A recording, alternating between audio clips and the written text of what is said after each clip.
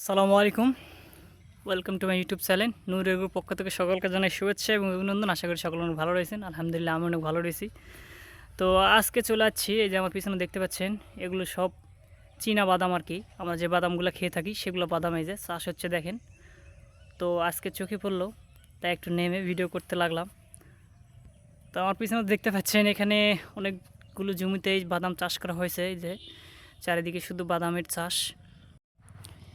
তো এই যে বাদামের গাছগুলো দেখেন, আলুর গাছের মতোই এই যে এইভাবে লাগানো হয়। তো এখানে গাছগুলো ওঠে নাই, বীজ হয়তো বা খারাপ। আর এই পাশে জমিতে দেখতে পাচ্ছেন অনেক সুন্দর হয়েছে বাদামের গাছগুলো।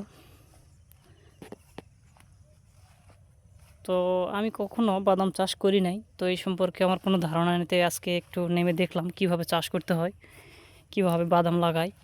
তো আমি একটু চেষ্টা করে দেখব বাদাম ধরছে কি না, আমি একটু দেখার চেষ্টা করতেছি। এই যে একটা দেখতে পাচ্ছি, এই যে দেখেন, এই যে বাদাম কীভাবে ধরছে দেখেন। এই যে বাদাম আলুর মতোই বাদামগুলো এইভাবে ধরছে, তো অনেক সুন্দর আর কি। আলহামদুলিল্লাহ অনেক ভালো লাগতেছে, কারণ আজকে নিজের চোখে দেখলাম বাদামের গাছ এবং বাদাম কীভাবে ধরে। তো আশা করি আপনারা হয়তো অনেকেই দেখেন নেই, আজকে দেখেন।